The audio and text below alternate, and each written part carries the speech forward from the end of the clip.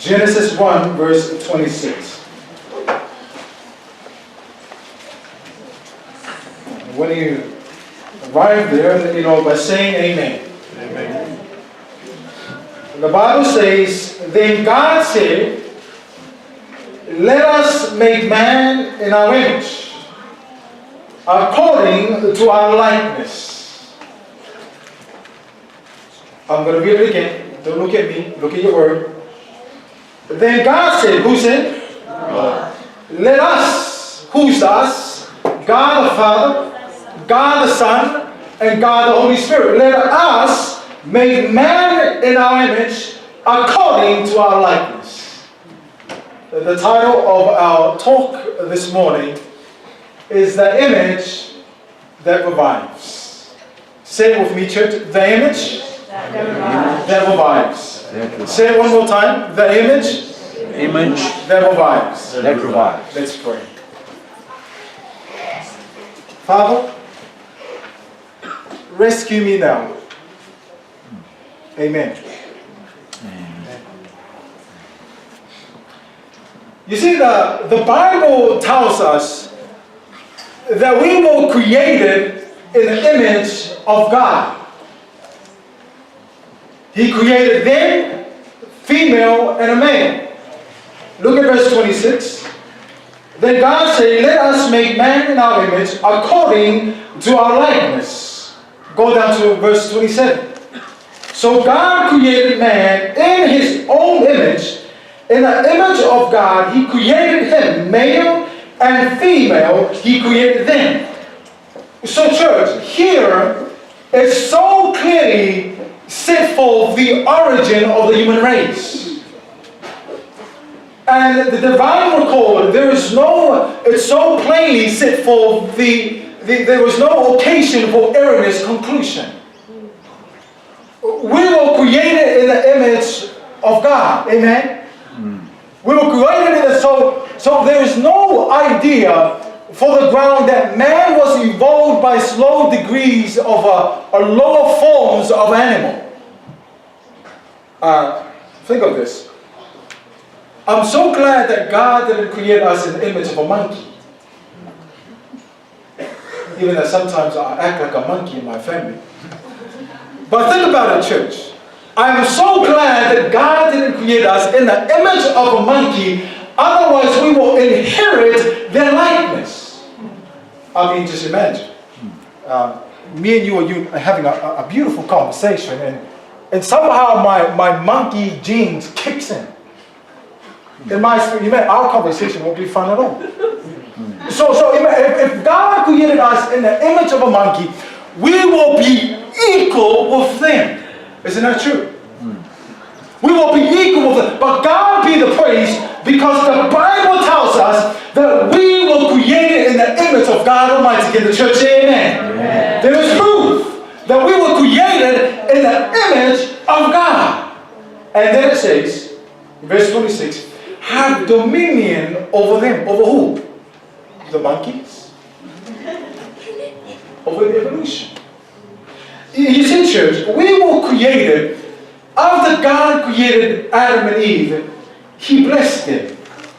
The Bible, if you look at the Bible, it tells us that we were created to rule the earth. Did you catch that, young people? The original plan of God is that he created us to rule the whole earth. I mean, think about it, church. You see, God created us with a cycle of blessings. A cycle of what? Blessings. A cycle of blessings. But the devil hates it. He will send anybody, any word, anything to cause you to break the cycle of blessing that God has for his people. Go to Genesis 1, look at verse 11. Genesis 1, look at verse 11.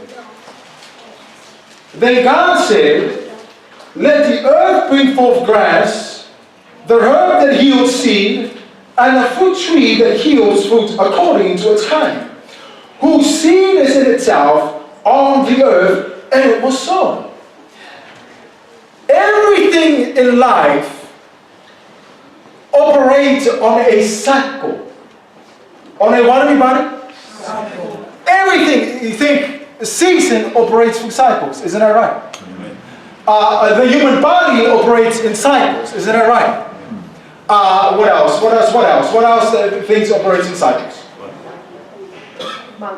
Months, seasons, everything operates in the cycles, and everything in that cycle reproduces after its own kind. Think about it, church. God created grass at one time. How many times?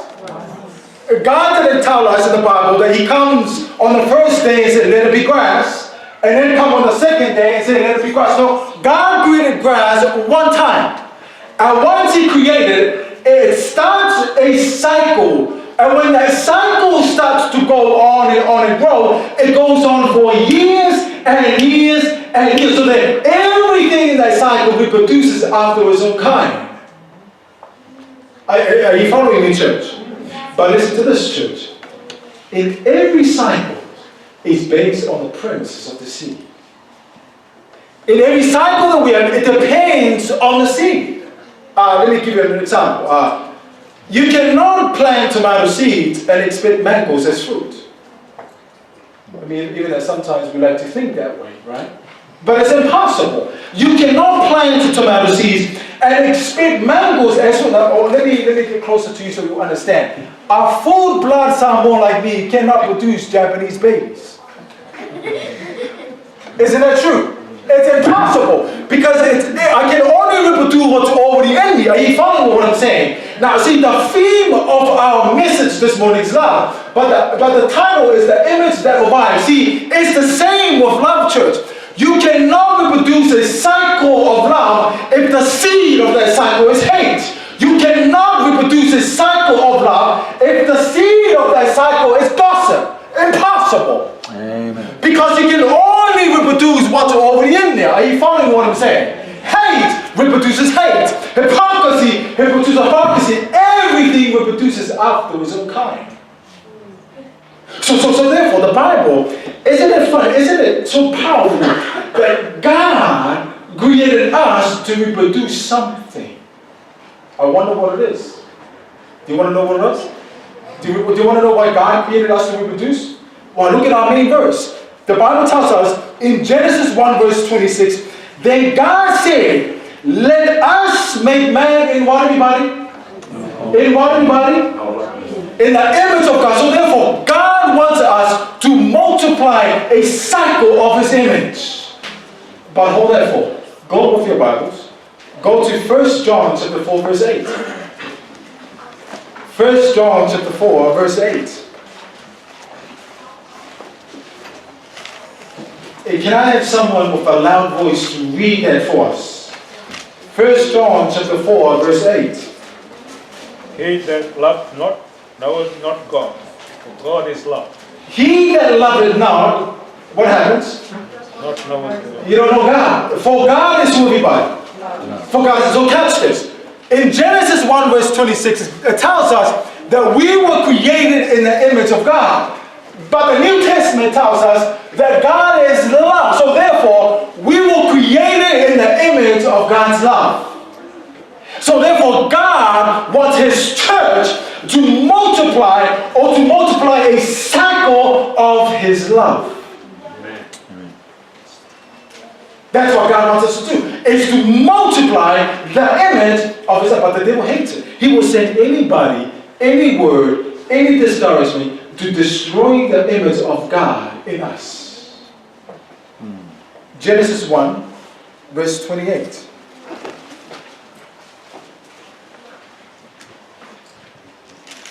Genesis 1, verse 28. It says, then God blessed them, and God said to them, be fruitful and multiply, fill the earth and subdue it, have dominion over the fish of the sea, over the birds of the air, and over every living thing that moves on the earth. So after God created man, He blessed him. He what, everybody?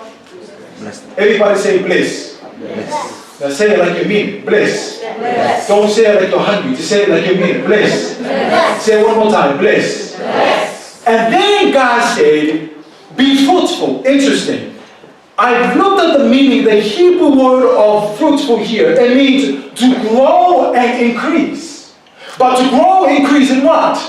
To grow and increase in the image of God's love. In other words, we must experience the love of God in us first. See, that's why we hate ourselves, young people, when we look at the mirror. Especially the females. Think about it. That's why we hate ourselves when we look at the mirror. That's why we feel so depressed. That's why we have so much problems in ourselves, in our lives. Why? Because Satan is trying to destroy the image of God in you. That's what he's trying to do, brothers and sisters. He's trying to change the picture of God's love.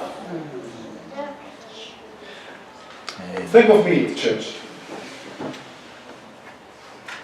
Picture this, Eve and the serpent. If the serpent came to Eve and said, Eve, here's the apple, eat it. Will she eat it? You see, the ultimate goal of Satan is to get you to sin, right? That's the ultimate goal of Satan. But his first goal is not to get you to sin.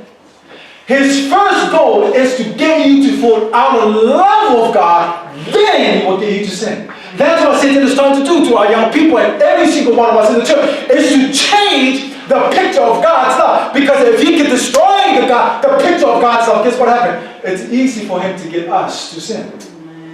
Amen. It's so easy.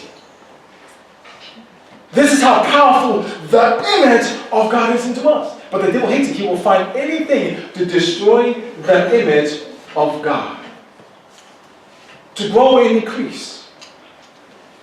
You see, that's why we cannot be fruitful as leaders in the church. That's why we cannot be fruitful as fathers, as mothers, as young people, as a church. That's why we're not fruitful. Why? Because we are not growing, we're not increasing, and especially we are not experiencing the love of God in us first. Don't worry about the world. Don't worry about the community. Worry about the love of God in us. Because the love of God shines. I don't have to do a Bible study with people that will see it for you. They will come to you and say, wow, I want to have what that person's having. It's like a drug. Spiritual drug. That's love. When you have God's love in you, when we as a church experience that love in us, guess what happens? You and I will be powerful to move forward. We have the theme of the July at 7. Moved by the power of God. We cannot move by the power of God if we don't have His true love. I am not talking about the love in the world today. I'm not talking about your husband's love. I'm not talking about I'm talking about the real infinite love of God. That's power. Amen. And when we have that as a church, imagine this whole building will be full of people. People will be sitting on the floor like in Fiji. I mean, you go to Fiji, you go back home, in your churches, you'll have people sitting everywhere. Why? Because they are drawn to the love of God. Amen. Amen.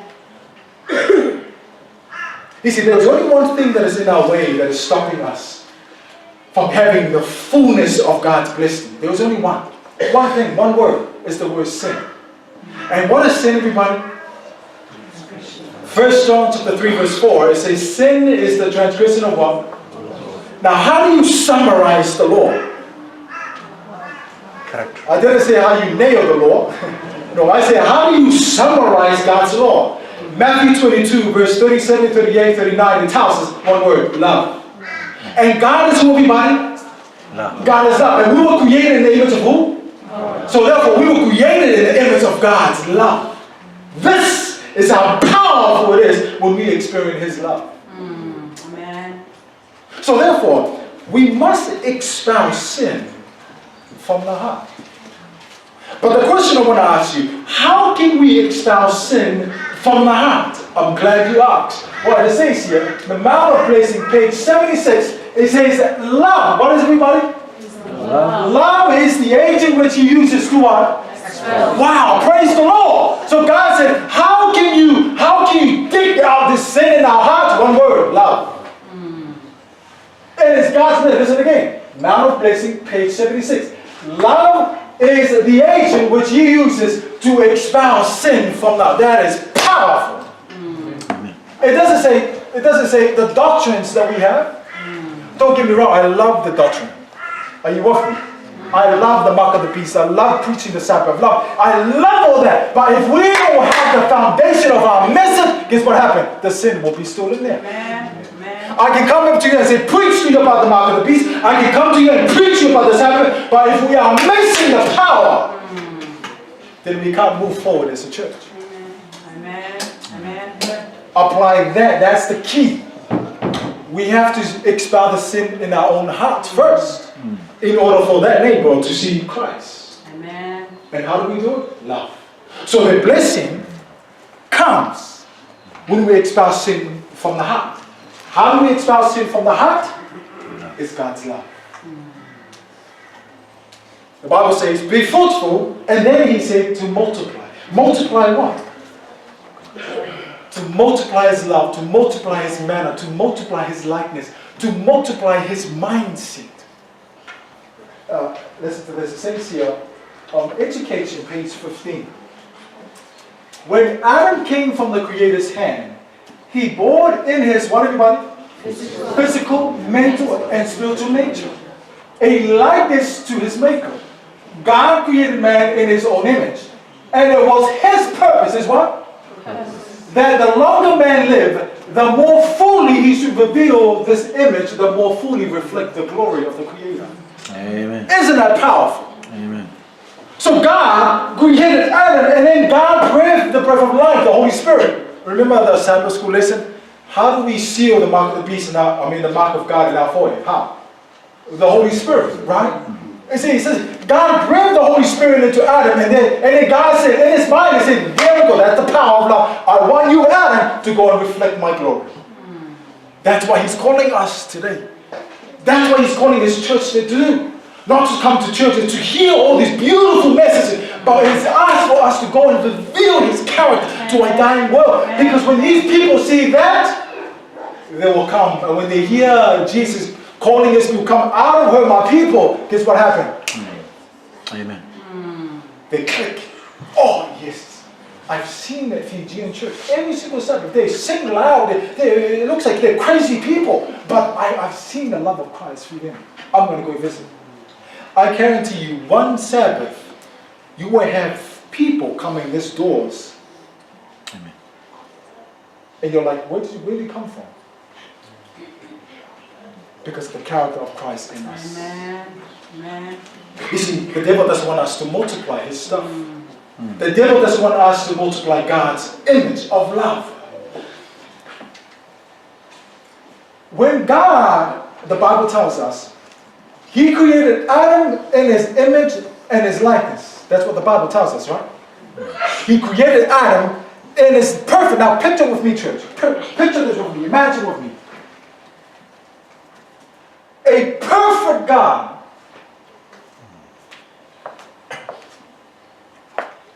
create a perfect son. I want church to picture this with me. A perfect God, a blessed God, create a perfect son. And everything in Adam's life was bliss. Think about it. Everything in Adam's life was bliss. It was only one cycle. It was just a cycle of blessing. Everything. There was no other cycle. It was Adam. Everything in his life was bliss. He woke up bliss. He went to sleep bliss. He saw bliss. He heard bliss. He tastes bliss. He feels everything. It was just a cycle of blessing.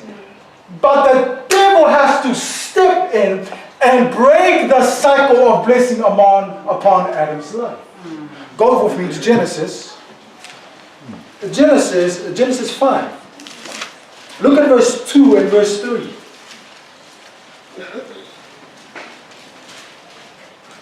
Genesis 5, verse 2 and verse 3. Are we there, church? Amen. It says, the he there is God. He created them male and female, and blessed them, and called them mankind in the day they were created. Now look at verse 3. And Adam, and who everybody? And Adam lived 130 years and begot a son in his own likeness, after his own. Now, wait a minute. This sounds like another image. This sounds like another likeness. See, you know, instead of the image of God, you have now the image of who? In other words, the image of mankind. Instead of the image of God that brings blessings, you now have another image. It's called the image and the likeness of a humankind. Now, what happened when the image of mankind took over? What happened? Go to Genesis 6. Look at verse 5. The next chapter. Look at verse 5. I mean, this is crazy. Look at verse 5. Then the Lord saw that the what, everybody? That sounds like another cycle. Wickedness of man was great in the earth, and that every intent of the thoughts was in his heart was only evil. So instead of the image of God that brings blessings, you now have the mankind's image kicked in. Guess what happened? There was another cycle called a cycle of cursing. Can you see, brothers and sisters? Sin came in, and now man wants to do things his own way. May I suggest to you, church, quit doing things our ways, because whatever we do is not bliss. We gotta start looking at what God wants us to do, because whatever God does, He bless. I don't know about you, but I want to start following what God wants us to do. Amen? Because you see, in running a church, it's hard. You have your elders, you have your pastor, you have every leader in the church. It's hard, brothers and sisters. It's hard to be a leader. But if we're not following the word of God, guess what happens? Everything that we do as a church will not be blessed. If we're not following the word of God. Amen. You see, Satan wants us to multiply his stuff. Satan wants us to multiply his likeness. Satan wants us to multiply his image. You see, that's why we have suicide among our young people today. I hope every parent is listening right now. You know, one of the number one problems are going through our young people, most of our young people today? Suicide. Me and my wife, we had God opened a door for us to work with an AOG church. It's a Sunday church, just down the road. And they invite us every month to go and share what God has given to them. They want us to come and share the Bible. Isn't that crazy? Amen. That's beautiful. And this is what they say. Their youth leader sat us down and said, look, Mase, can you come down? Can you come and do a Bible study to our young people? I said, what's going on? And now, have you ever been to an AOG church before? And you know how they worship, right? Most of these young people, listen carefully, young people and us leaders in the church. Most of these young people in this church, they are all in their worship team. But their number one problem is suicide. So that tells me even their music cannot keep them in the church. Isn't that something? Amen. Even their music cannot keep them in the church. But then some of our churches today, we want to adopt their music into our church. But it doesn't. So if it doesn't keep them, what makes us think it's going to keep our young people? You see, let me tell you something. Our young people are hungry for this. Amen. But we have to teach it in the way you will relate. Amen. We have to teach in the way that what you're going through at school, what you're going through university. How can this relate to them today? Not 20 years ago, not 30 years ago, not back in those days. No, we still need to teach the word of God, but teach it in a way that they will connect. So they came and invited us. See, that's what Satan, that's why we have suicide thoughts among our young people today. Why? Because Satan is trying to change the image of God's love in us. That's what the Bible tells us. In John 10, verse 10, it said, not only the thief, that's Satan, not only he comes to steal, not only he comes to kill, but he comes to destroy. To destroy what? To destroy the image of God's love in us through his stuff. Now, what stuff, preacher? Technology? There's nothing wrong with using Facebook or using phones, right? I need to read my wife, otherwise I'm in trouble. I need to stay in contact with my wife. Nothing wrong with using phones, but let me tell you something. Because you see, Satan is trying to draw our time to be attached attached to phone instead of this. We have become so attached to the things of this world instead of this. We have become so attached to our titles in the church instead of this. We worship our titles instead of this. You know, I'm going to share this later on. One of the things that Satan is having in God's church is the spirit of control. We studied the Bible lesson this morning, Revelation 13. One of the main characteristics of Babylon there is he forced those to worship the image of the beast. So one of the number one problem that is going in our churches today, brothers and sisters, is one word: control. We use anger to control other people. And think about it, when we have that kind of spirit in our hearts, we have the heart of Babylon. See, some of us, we focus so much on the Babylon overseas, we focus so much on the beast that is living overseas, but we don't focus on the beast that is living in our hearts. Amen. Amen. All we want to hear, yes, is the beast in Revelation and the beast in the United States and Europe. It's fine, that's true. We need to preach that message. But as a church, don't neglect the beast that is living in our. And the only way for us to come out of our beast in our heart, God's love. Amen. Amen. It's God's love. You see, my friends, I'm nearly done. Satan is trying to suck us in with his stuff. Brothers and sisters, please just think of this. The devil is trying to suck us in with his stuff.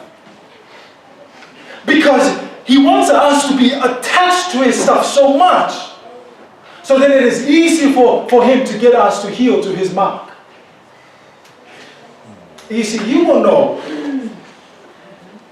that you have become so attached to something until you're ready to give it up. Can I say that again, church? You will know that you have become so attached to something until you're ready to give it up. My wife and I, when we do ministry, I'm attached to her.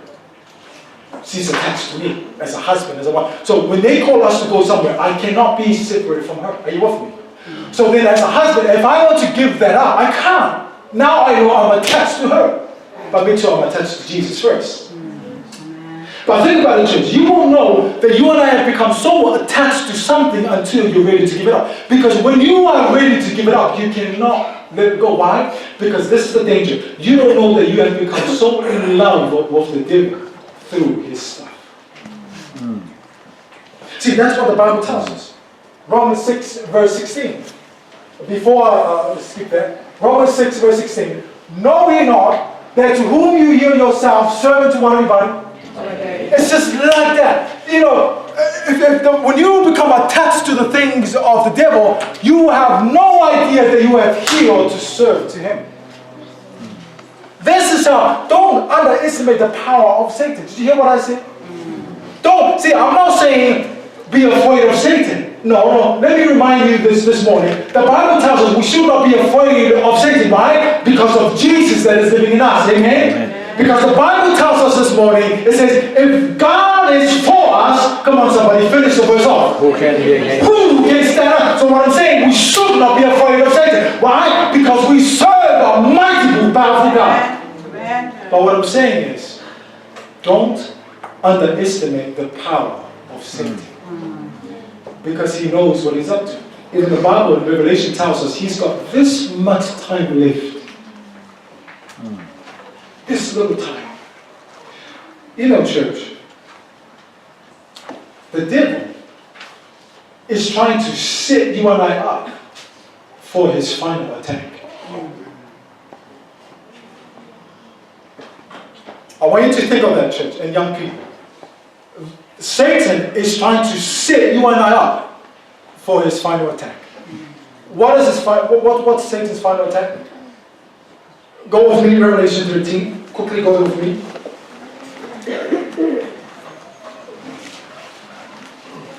Revelation 13, 16 and 17. We know this verse. We read it today in our Sabbath lesson.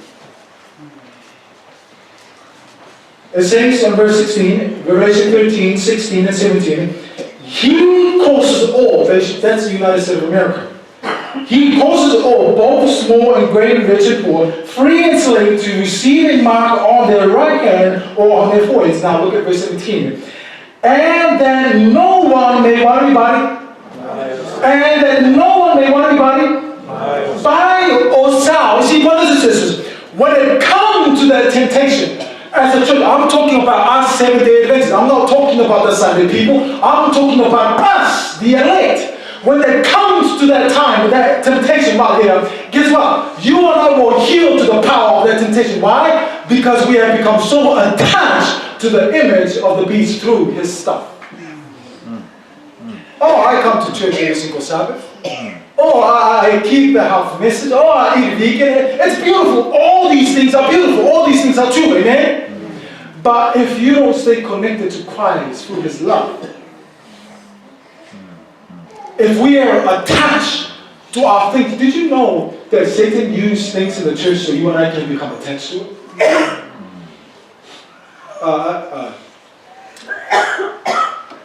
I've heard when I was up in Townsville, I heard a lady, she told me this. A young man came to visit on this Sabbath, just out of nowhere. He came, he's not a Seventh-day Adventist, he's not a believer. He walked through those doors, but there was a lady stood there, shaking hands. And this is what she said to this young man. Are you a vegan? First question. Are you a vegan? And this boy said, oh, no. And this is what she said. You will never be able to go to heaven if you don't become a vegan.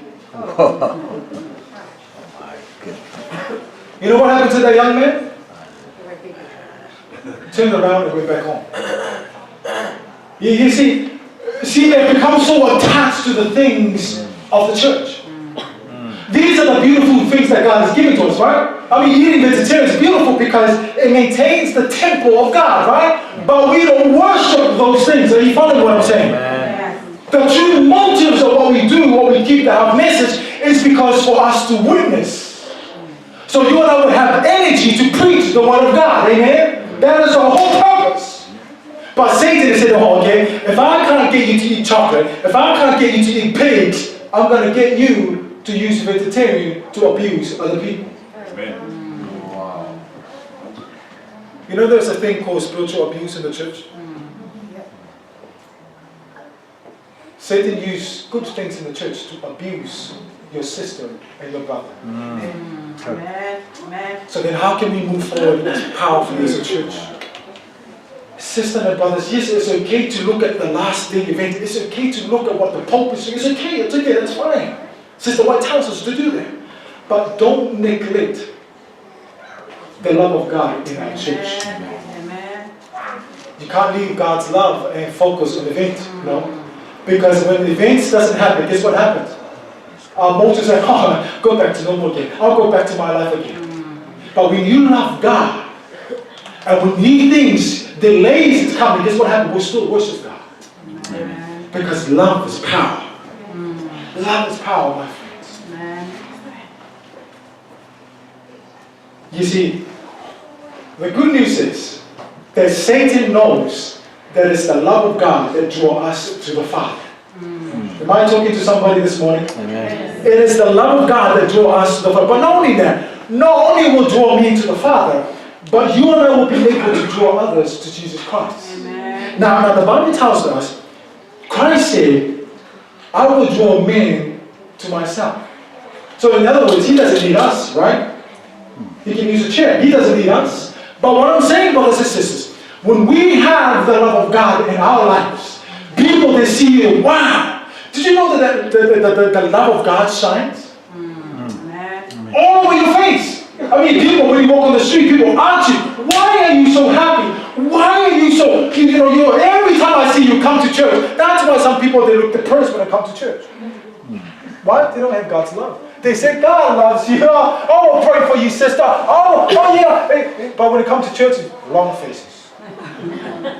How can we flip? How can we? You have no idea about a visitor might come for that door.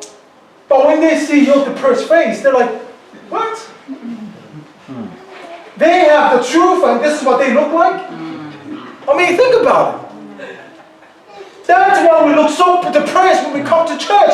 It's because we're not experiencing His love in our hearts first. Amen. Amen. Amen.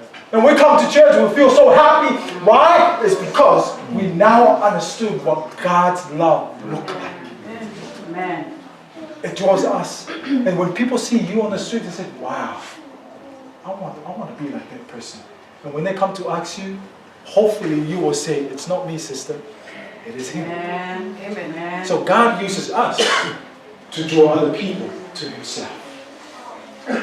You see, brothers and sisters, Jesus Christ tied His love in us that will never be broken. Did you hear what I say, church? Jesus Christ tied His love in us that will never be broken. Listen to this. Christ, Step to Christ, page 71. When Christ became a human being, He what everybody? The people of the world to Himself by a tie of love. Listen carefully. This tie can never be broken. Except who? I always hear people say that that Jesus' hand is like this, right? Every day. He's reaching at us every day. And I always hear people say, oh, God, let go of your hand. It's not God. We have let go of His hand. It says here, this tie can never be broken except by our own choice. Satan is always trying to get us to choose to break this tie to Christ. Listen carefully, church. I want to make it personal for us now this morning. This is why love at home is so important. And guess where Satan attacks first? He doesn't attack the church first. Where did Satan attack Adam and Eve? Their home. Unfortunately, there are many people today have never experienced the unconditional infinite love of God, for they have not seen it in their homes from their parents. And because of this, what happens is their hearts are now wounded and so empty and painful. Many people today have never, the reason why many people today, they don't trust, they don't obey, they don't love God is because their parents didn't show them unconditional love. Because if they did, they would have awakened within them the desire to love and to trust and obey not only the parents, not only those at church, but especially their Father in heaven. Church, you see, we were created with a hole in our hearts that can only be filled by the infinite love of God. Amen. Can I say that again, church? Amen. We were created with a hole in our hearts that can only be filled by the infinite power and unconditional love of God. Amen. But as children, in our childhood experience, as children, our parents were responsible to fill that hole. You see, my picture of God, my true picture of God is not from the church. My true picture of God is how I see my parents to be. If I see my parents didn't love me unconditionally, have you ever heard people saying to their children, oh, you're so bad, get your stuff and get out of home? Have you ever heard that before? Oh, you're so bad, why can't you be like your brother? Why can't you be like your sister? Get your stuff and get out. That's not infinite love. And because of this, brothers and sisters, their hearts now becomes wounded.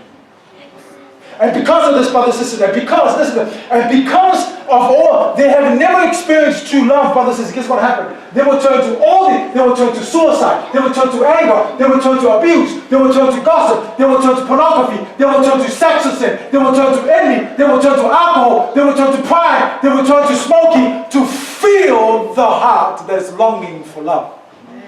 Church, this is not the problem. Have you ever talked to somebody and said, we think drinking alcohol is a problem?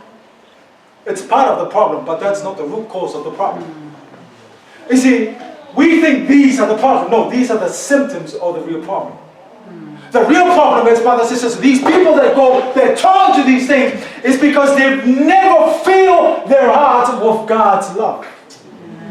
Because remember, Man of Blessing, page 76 tells us, love is the agent that he used to expel sin from the heart. So if there's no love in us young people, in our heart, in us as a parents, guess what? Sin will be still there. And we think that's the problem. Yeah, let me show you something. No unconditional love. What happens? Our hearts are wounded, emptiness and pain. So therefore, we turn to behavior narcotics to numb the real pain. What are behavior narcotics? All of this. Sister White said, in order for us to deal with problems and issues and sin in our churches, reason from cause to effect. But what we did as a church, we have switched it other way around. Instead of reason from cause to effect, we are reason from effect to cause. That's why we are not going anywhere. We just come to church as a normal everyday Sunday. We need to reason from cause to effect. And these people, they turn to these things and they think that's going to help them to give them power to move forward. See, the title of our message this morning is the image that revives. What is the title of our message? Image that What is the title of our message? Image. The image that revives. And guess what, brothers and sisters? These things cannot revive you because they are all linked to the character of Satan. That's why when we talk about spiritual things, that's when we talk about Bible studies, that's when we talk about outreach, when we talk about evangelism, it doesn't set our hearts on fire. Why? Because Satan has done a good job setting our hearts on fire with his stuff. Amen. True. Are you listening to what I'm saying? I'm sorry, I'm not here to please you, brothers and sisters. I got no time to waste. Amen.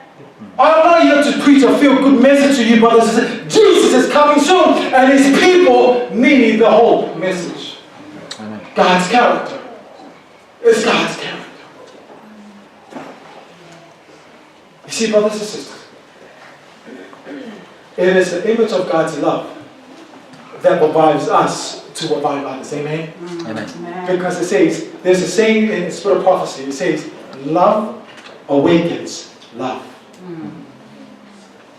Love awakens love. It says, Desire of Ages, page 48.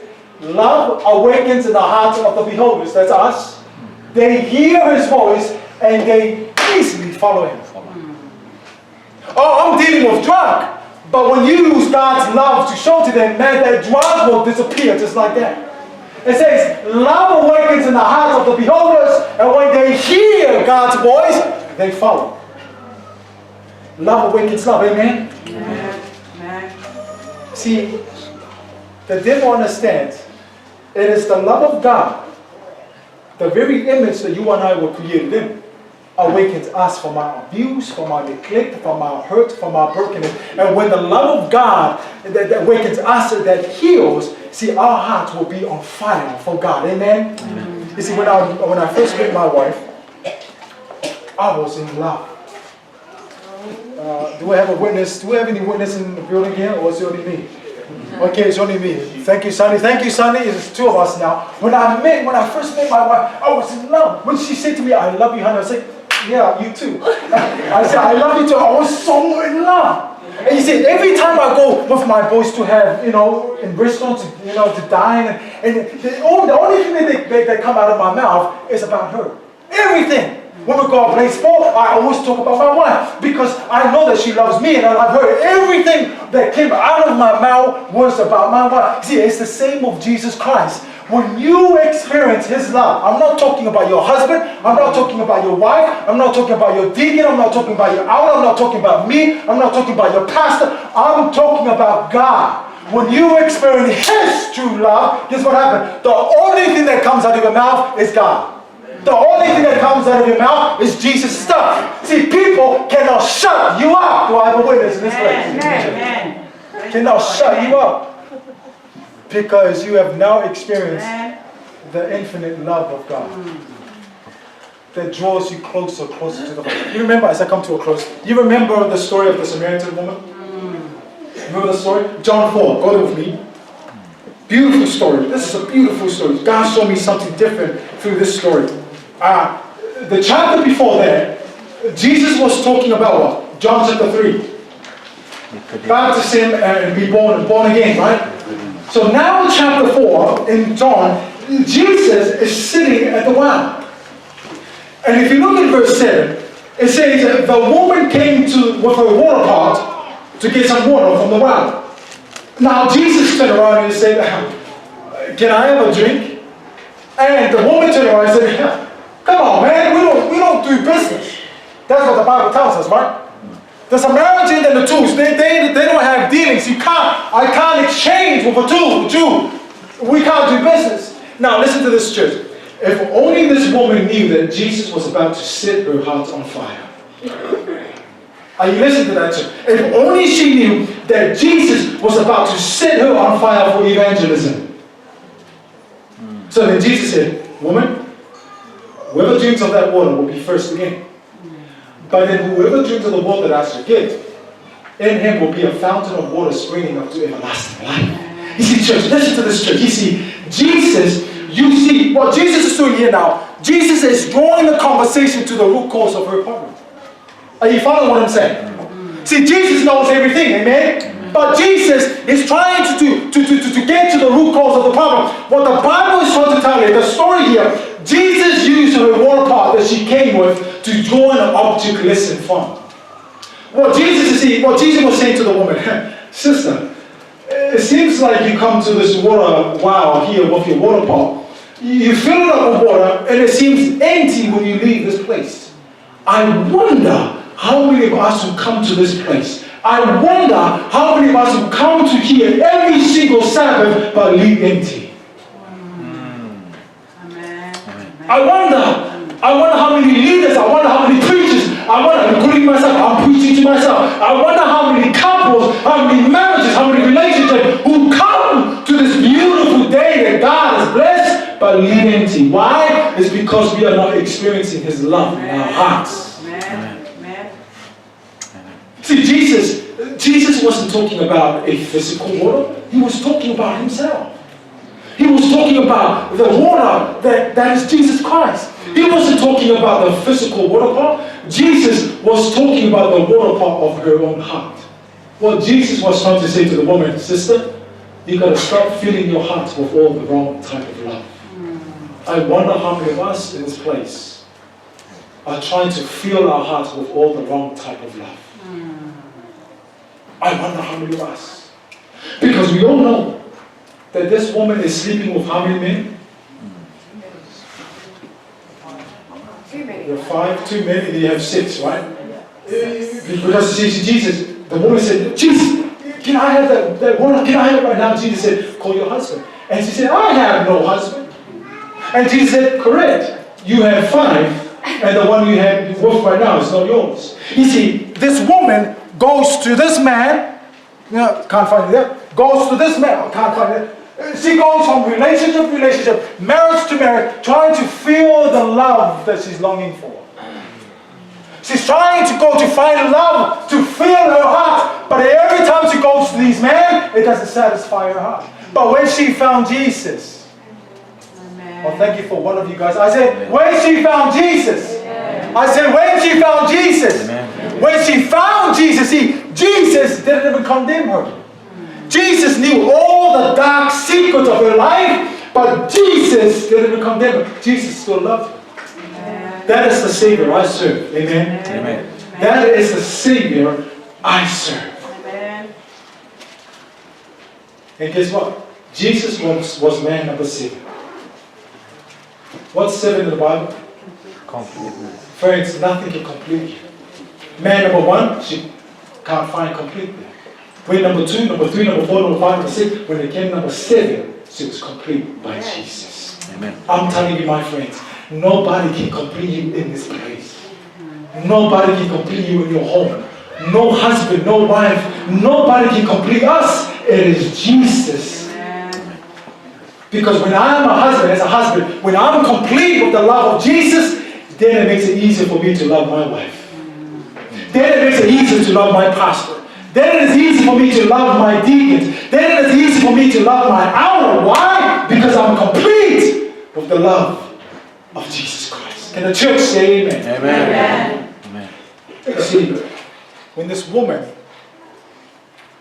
when she saw Jesus, she was looking at her real reflection. When she came face to face with Jesus, she was looking at the very image of love that she was created in. And that, my friends, revived her to take the message to the city.